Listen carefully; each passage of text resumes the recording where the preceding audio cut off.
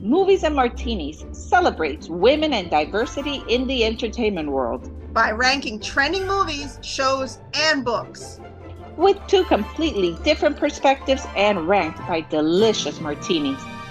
Listen to find out how many martinis we felt it was worth. And learn about the women who have written, performed, and/or directed in everything we have rated. A new episode is available every Thursday on your favorite podcast platform and YouTube. What's up, everyone? Welcome to our podcast. I'm Priya. And I'm Mercy. Hey, Priya, how are you? Good. How you doing? Proper today. Very good. Do you still have your martini glass from last week? Cheers. I do. This time I started a little lower because the day just had me. So we record these all in one day, guys. So that's why we're wearing the same thing, drinking from the same cup. Yeah. I don't know. Right. This one, in a couple of hours. Anyway, yes. How are you? Good. How you doing? I'm very good. Where are you at? I'm in New York. Where are you at? Wait. Hold on. I'm going to throw spoiler alerts out there before you even start, because this is trending and I don't want anybody to get mad at us. Okay. Spoiler alert has been said. Go on. Thanks. Okay, so we are covering Anyone But You.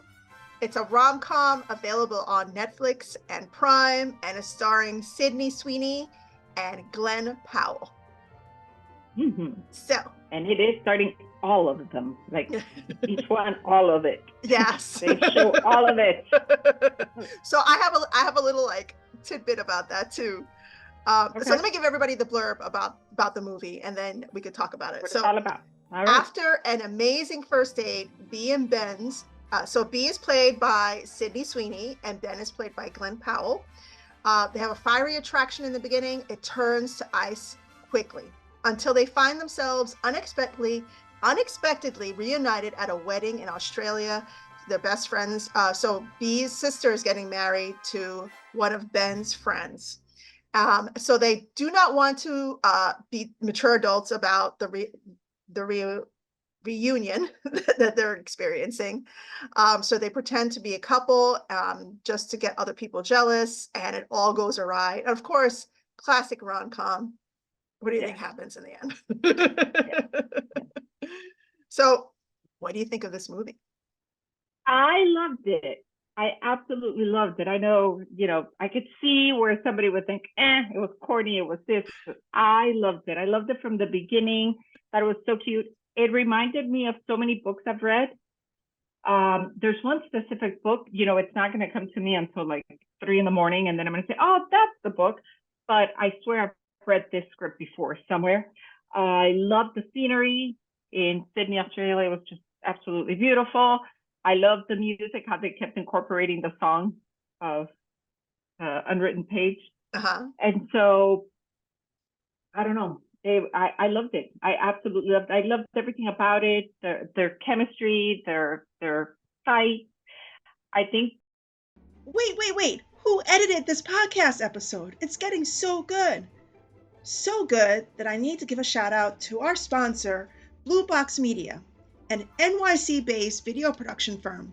Blue Box Media makes our Movies and Martinis dreams come true every Thursday by editing every episode.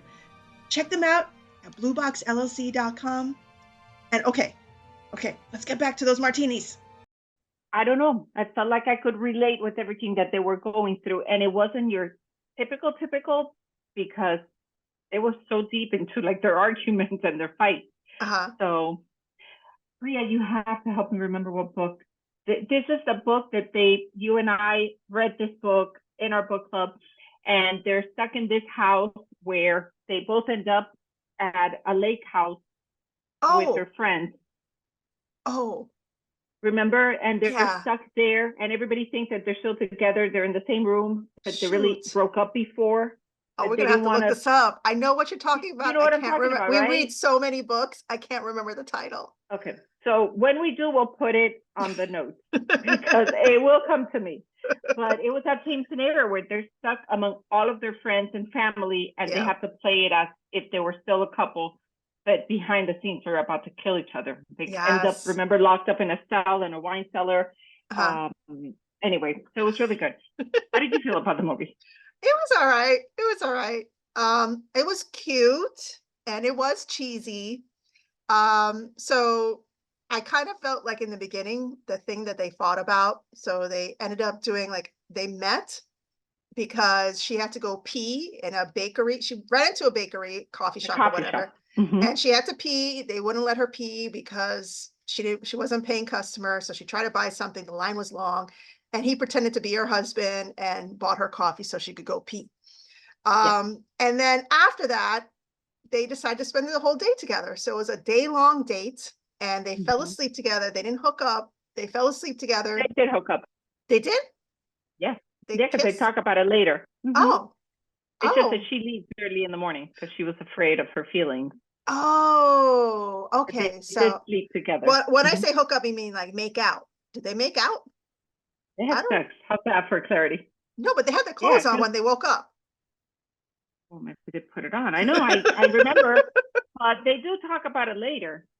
Okay. How that night was like so hot and so incredible, and they did all the stuff. But then she was terrified of how she felt, and then he was upset that after everything they went through and Okay. how beautiful their night was, I she totally missed walked that off. because they were completely dressed when she woke Yeah, up. yes, they were. Yeah. So she left and she left like airheaded, like, oh, I'm gonna get up and leave before he wakes up, not Right. realizing that that's a move of like a one night stand, and that's not what she wanted.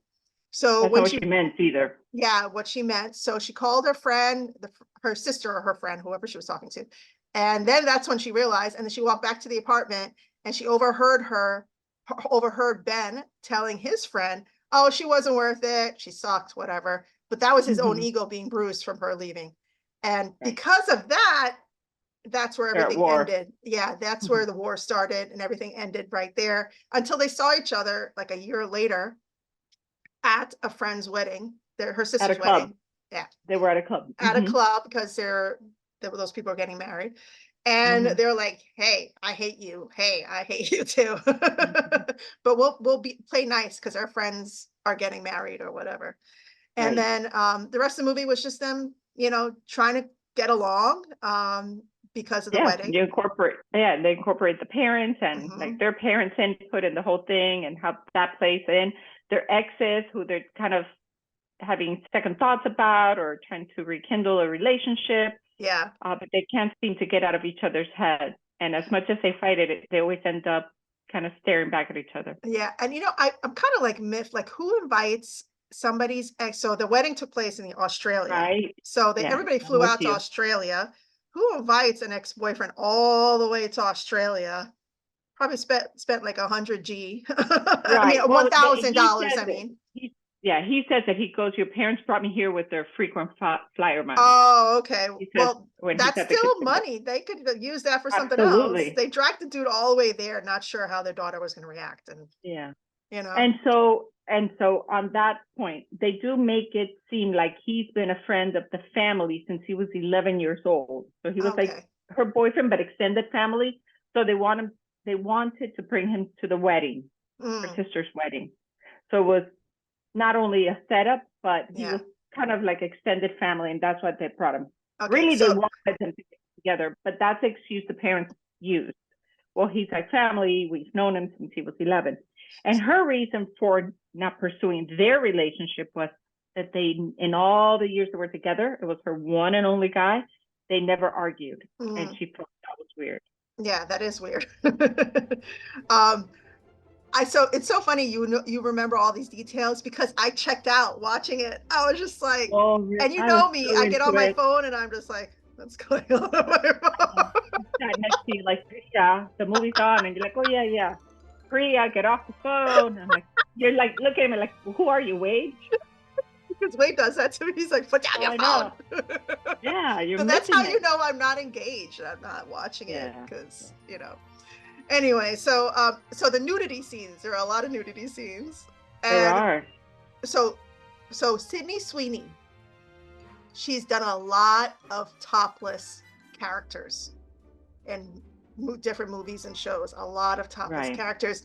And I was like, and I thought it was funny that she didn't have a topless scene because she's done so many movies topless. She had a sideways scene. You see everything on the side. On the side, but other people were topless. We even saw somebody's wiener.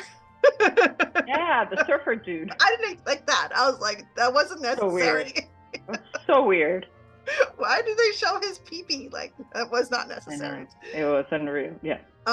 Yeah. So what would you give this movie? How many martinis? Me? Yeah. I would give it a 5. I would give it 5 martinis. I really enjoyed it from the beginning all the way to the end.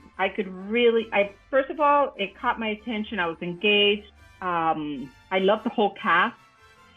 I liked the music. I loved the scenery. I liked the plot. I was entertained by their back and forth. I loved it. So yeah, I would give it a 5. To me, it's like a must-see. I think chick flick I'd enjoy with the girl, but I could see watching it with Billy and him enjoying it. Oh, you thinking Billy would enjoy that? Yeah, 100%. Yeah, he wouldn't watch anything sci-fi. Wouldn't even give me 2 seconds to watch something. But he sci-fi. loves those soldier movies. He loves history, but he does love rom-coms. Okay, Billy. I tell him sometimes you got some estrogen in there. So, I know if it's too much, then he's like, okay, my ovaries are hurting. It's too much for me. All right, I'll watch it alone. Goodbye. That'd be Bridgerton, for example. Like, no, I can't. Okay, so how many martinis would you give it? Mind you were on the phone. I would give it a 3.5. Oh, yes, because I kind of feel like 5 is reserved from like Viola Davis and Woman King. Like I can't.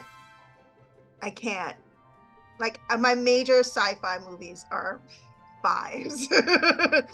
Like a 3.5, and I put the 0.5 in there because Ava was watching with me, and you guys, my child is trans, so she's part of the queer community, and she loved the fact that there was the couple getting married was 2 women. You know, she loved that, so she was into it. It was beautiful too. It was so beautifully made, and so it was perfect. So yes. I give it a 5. Okay, and I gave it a 3.5. Cheers.